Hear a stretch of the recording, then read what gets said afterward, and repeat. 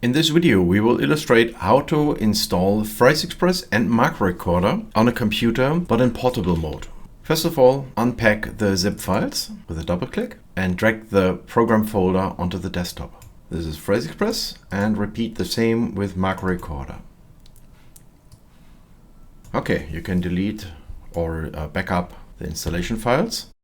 And here are the program files of both programs. Now, select a storage location where you want to store the programs. In this example, I choose this root folder of hard disk C and create a new folder with right click, double click, and then move both program folders into this folder I just created. It's important that both programs keep residing inside of these folders here, and both folders must be located in the same directory on your hard disk. Now open the Macro Recorder folder.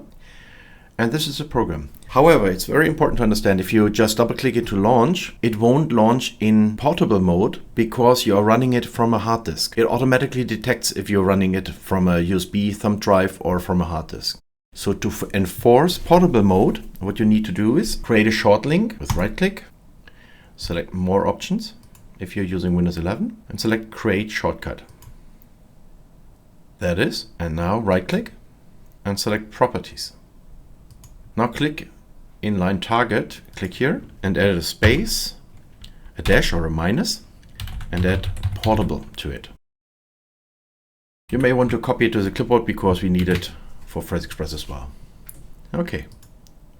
Now then place the shortcut wherever you want it and go back in the directory and switch to PhraseExpress. Now locate PhraseExpress. Keep pressing Ctrl and Shift and then click and move PhraseExpress elsewhere.